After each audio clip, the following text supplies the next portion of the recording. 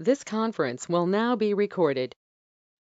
أعوذ بالله من الشيطان الرجيم بسم الله الرحمن الرحيم رب اشرح لي صدري ويسر لي أمري واحلل عقدة من لساني يفقه قولي رب زدني علما اللهم أرنا الحق حقا وارزقنا اتباعه وأرنا الباطل باطلا وارزقنا اجتنابه آمين يا رب العالمين اللهم طهر قلوبنا من النفاق وأعمالنا من الرياء وألسنتنا من الكذب وأعيننا من الخيانة فإنك تعلم خائنة الأعين وما تخفي الصدور आमीन या रब्बल आलमीन।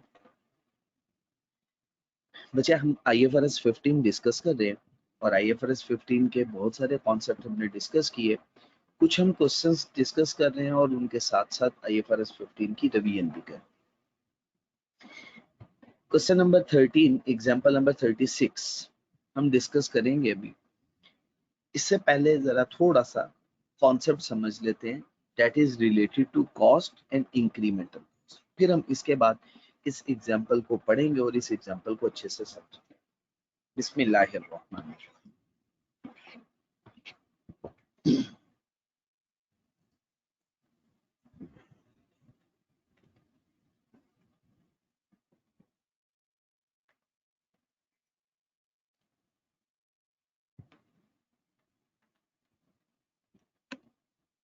बिस्मिल्लाहिर्रहमानिर्रहीम। बच्चे सबसे पहले हम डिस्कस करते हैं कॉस्ट। कॉस्ट दो तरह की। फर्स्ट वन कॉस्ट को हम कहते हैं इंक्रीमेंटल कॉस्ट। कौन सी कॉस्ट? Incremental cost. कौन सी कॉस्ट है जी? Incremental cost. याद रखना है आपने, कौन सी कॉस्ट है? Incremental cost. अच्छा, अब सेकंड वन कॉस्ट को मैं कहता हूं अदर देन इंक्रीमेंटल कॉस्ट। ऐसी कॉस्ट जो इंक्रीमेंटल नहीं है, तो इसे मैंने क्या बोल दिया? Other than incremental cost. ऐसी जो कि इंक्रीमेंटल कॉस्ट नहीं। अब इंक्रीमेंटल कॉस्ट कौन सी कॉस्ट होती है?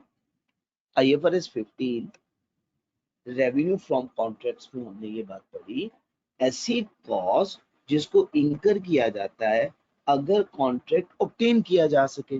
ठीक है ना? Cost incurred if contract has been obtained. वो cost incurred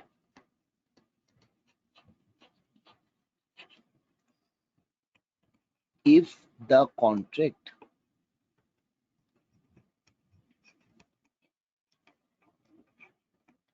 has been obtained.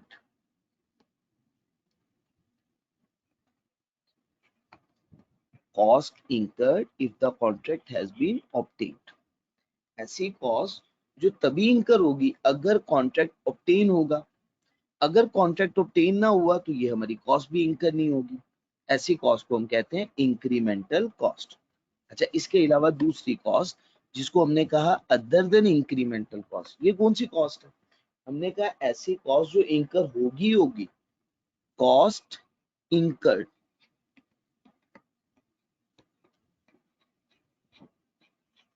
irrespective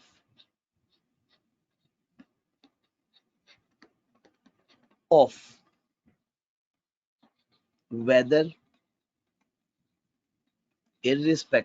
whether contract has been obtained or not। Contract obtain करे या ना करे, ऐसी कॉस्ट जो इंकर होनी ही होनी है, ऐसी कॉस्ट कहलाती है अदर देन इंक्रीमेंटल कॉस्ट। अच्छा, अब ट्रीटमेंट क्या है इसका? इंक्रीमेंटल कॉस्ट का और अदर देन इंक्रीमेंटल कॉस्ट की ट्रीटमेंट हमें समझनी है। इसका ट्रीटमेंट क्या है? अच्छा जी बच्चे, हमने कहा कि जो तो अदर देन इंक्रीमेंटल कॉस्ट है, इसने इंकर होना ही होना है, चाहे कॉन्ट्रैक्ट आप ऑब्टेन करें या ना करें। इसको आपने एक्सपेंस आउट कर देना। क्या कर देना इसको? एक्सपेंस आउट कर देना, आपने इसे चार्ज कर देना है इन प्रॉफिट एंड लॉस, ये एक्सपेंस आउट हो जाए। अच्छा, वो कॉस्ट जो हमने कहा इंक्रीमेंटल कॉस्ट है हमारी, कौन सी कॉस्ट, जिसे हमने अभी कहा इंक्रीमेंटल कॉस्ट। क्या वर्ड बोला हमने, इंक्रीमेंटल कॉस्ट। वो कॉस्ट जो हमारी सिर्फ कब इंकर होगी, ठीक है जी, इंक्रीमेंटल कॉस्ट। अब हमने कॉन्सेप्ट समझना है, कौन सी cost, incremental cost.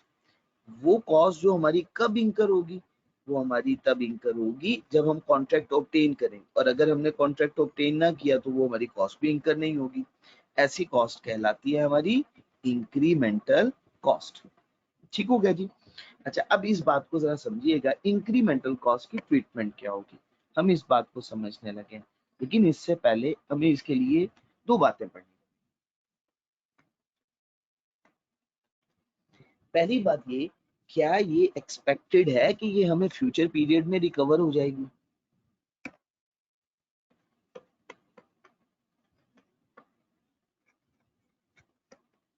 expected to recover in future।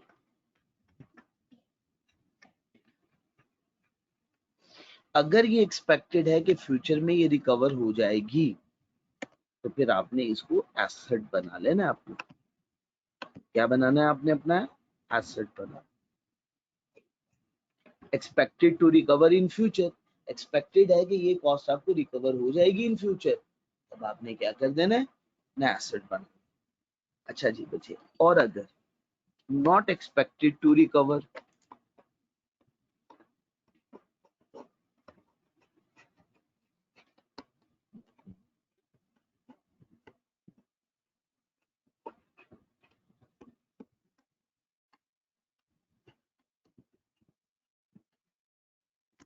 ठीक हो गया जी बच्चे, तो बच्चे इसको भी एक्सपेंस कर।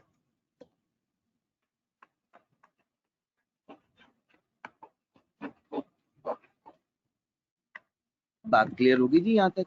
अच्छा, अब जिसको आपने अपना एसेट बना लिया, इसके अगेंस्ट आपको चार्ज करनी होगी अमोर्टाइजेशन,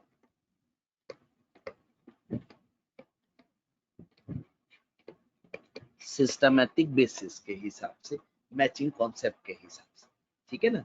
जैसे जैसे आपको फ्यूचर पीरियड में इसके अगेंस्ट बेनिफिट मिलता जाएगा, आप इसको अपना एक्सपेंस आउट करते जाएंगे अमोर्टाइजेशन के थ्रू। तो ये बेसिक कॉन्सेप्ट है, इस बेसिक कॉन्सेप्ट को हम अप्लाई करें।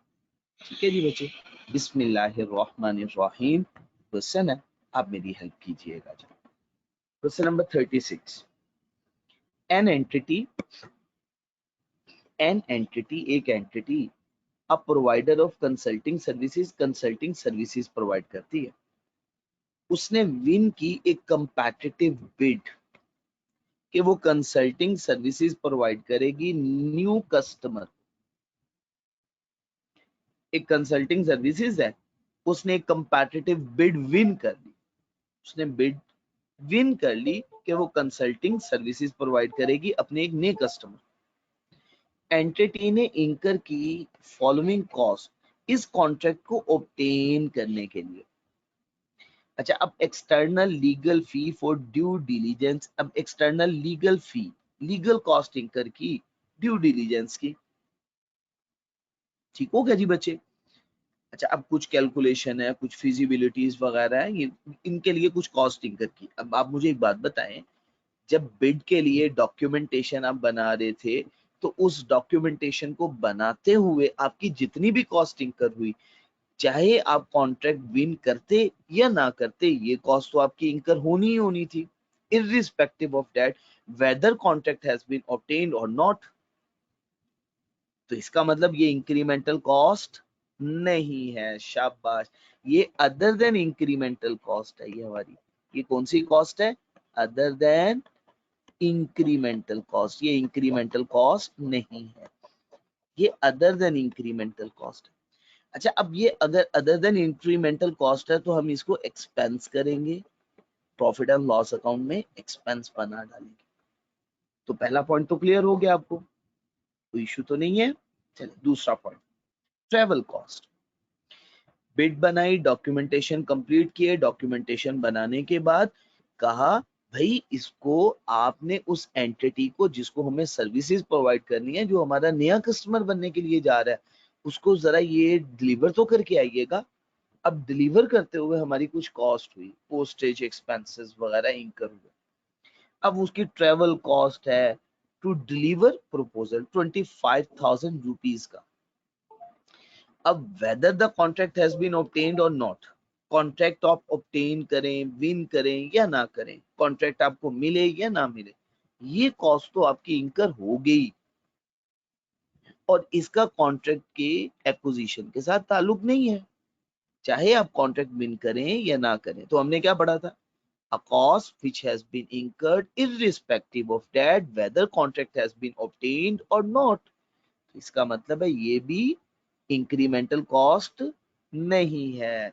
शाबाश, ये भी क्या हुआ, अदर देन इंक्रीमेंटल कॉस्ट, ये इंक्रीमेंटल कॉस्ट नहीं है, अदर देन इंक्रीमेंटल कॉस्ट, ये भी इंक्रीमेंटल कॉस्ट नहीं। अच्छा, अगर ये इंक्रीमेंटल कॉस्ट नहीं है तो इसके लिए भी रूल वही, हम इसे एक्सपेंस करेंगे प्रॉफिट एंड लॉस में। एक्सीलेंट, शाबाश। तो दोनों बातें क्लियर हो गई, क्योंकि ये दोनों कॉस्ट, ये कॉस्ट इंकर होनी ही होनी थी irrespective of that whether contract has been obtained or not। अच्छा, मुझे बताइएगा, कमीशन टू सेल्स एम्प्लॉइज, आपने कॉन्ट्रैक्ट विन कर लिया, अब उस कॉन्ट्रैक्ट के अंडर आप transfer of goods and services कर रहे हैं। जैसे आप गुड्स एंड सर्विसेज ट्रांसफर करेंगे तो वो जो सेल्स पर्सन सेल्स करेगा उसको आपको कमीशन देना होगा। अब आप मुझे एक बात बताएं, ये जब ट्रांसफर ऑफ गुड्स होंगी तभी कमीशन दिया जाएगा ना, तो इसका मतलब कॉन्ट्रैक्ट अगर आप ऑब्टेन करेंगे तभी ये कॉस्ट आपकी इंकर होगी, अदरवाइज ये कॉस्ट आपकी इंकर नहीं होगी। शाबाश, तो बिल्कुल आप ठीक सोच रहे हैं। तो इसका मतलब ये कौन सी कॉस्ट हुई, ये इंक्रीमेंटल कॉस्ट है। कौन सी कॉस्ट है जी बच्चे, ये इंक्रीमेंटल कॉस्ट है। ये कॉस्ट तब इंकर होगी जब आप ये कॉन्ट्रैक्ट ऑब्टेन करेंगे, और इस कॉस्ट को आपको एक्सपेंस नहीं बनाना, इस कॉस्ट को अपना एसेट बनाना है, क्योंकि ये एक्सपेक्टेड टू रिकवर है फ्यूचर रेवेन्यू के अगेंस्ट। आप मैचिंग कॉन्सेप्ट के तहत इसे एक्सपेंस आउट करेंगे। ठीक हो गया जी बच्चे, जी बच्चे, बात क्लियर हो गई थी। अच्छा, इसके बाद बच्चे, एंटिटी ऑल्सो पेड डिस्क्रिशनरी, किसी भी तरह के इम्तियाज के बगैर एनुअल बोनसेस। अब देखें, एक कंपनी तो a number of contracts, number of customers को गुड्स एंड सर्विसेज ट्रांसफर कर रही होती है। क्या ये स्पेसिफिकली इस कॉन्ट्रैक्ट के लिए बोनस दिया जा रहा है, नहीं, इसका तो इस कॉन्ट्रैक्ट के साथ कोई ताल्लुक नहीं है। तो इसका मतलब है ये डायरेक्ट कॉस्ट है ही नहीं, ये direct cost directly attributable cost की डेफिनेशन में फॉल ही नहीं करती। तो ऐसी कॉस्ट जो डायरेक्टली एट्रीब्यूटेबल कॉस्ट नहीं है, तो उसके लिए तो इंक्रीमेंटल कॉस्ट का सवाल ही पैदा नहीं होता। ठीक हो गया ना, तो ये तो सिंपल एक्सपेंस हो जाएगा, प्रॉफिट एंड लॉस अकाउंट में नॉर्मल एक्सपेंस होगा ये। ठीक हो गया जी बच्चे, यहाँ तक कोई प्रॉब्लम तो नहीं है। Based on annual sales target, और एनुअल सेल्स टारगेट पे बेस करती है, ओवरऑल प्रॉफिटेबिलिटी पे बेस करती है पूरी एंटिटी की, जो एंटिटी ने अपने तमाम कस्टमर को सर्विसेज दी, इसका किसी एक स्पेसिफिक कॉन्ट्रैक्ट के साथ ताल्लुक नहीं है, तो ये डायरेक्टली एट्रीब्यूटेबल कॉस्ट ही नहीं है। ठीक है जी बच्चे, और एक एक पर्सन की इवेल्युएशन की बेस पे एनुअल बोनसेस दिए जा रहे हैं। तो बच्चे, आपने अब के साथ जो मैंने भी कॉन्सेप्ट डिस्कस किया, तो ये याद रखिएगा। अच्छा, अब एक और बात याद रखिएगा, हाँ, अगर किसी एक स्पेसिफिक, आपको याद होगा हमने कहा था किसी एक स्पेसिफिक कॉन्ट्रैक्ट के लिए इंकर होने वाली कॉस्ट कैपिटलाइज होगी, वो तो कैपिटलाइज होगी वो किसी और स्टैंडर्ड के तहत, IFRS 15 के तहत। अगर वो cost irrespective of that whether contract has obtained or not, ऐसी कॉस्ट जो कॉन्ट्रैक्ट आप ऑब्टेन करें या ना करें, आपकी कॉस्ट इंकर होनी ही होनी है, वो कॉस्ट आपकी एक्सपेंस होगी, प्रॉफिट एंड लॉस अकाउंट में चार्ज करेंगे। और वो कॉस्ट जो आपकी तभी इंकर होगी आप अगर ये कॉन्ट्रैक्ट ऑब्टेन कर लेंगे, और आपको एक्सपेक्टेड भी है कि आपको ये cost in future revenue generate होते हुए रिकवर भी हो जाएगी, वो आपकी इंक्रीमेंटल कॉस्ट कहलाती है।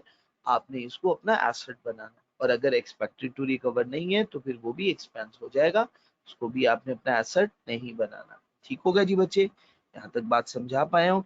तो अभी इस लेक्चर में हमने question number example number 36 discuss किया। उम्मीद है आपको मैं बात समझा पाया हूँ। सुब्हानक अल्लाहुम्मा व बिहम्दिक अशहदु अल्ला इलाहा इल्ला अंता अस्तगफिरुका व अतूबु इलैक। अस्सलामु अलैकुम व रहमतुल्लाहि व बरकातुहू।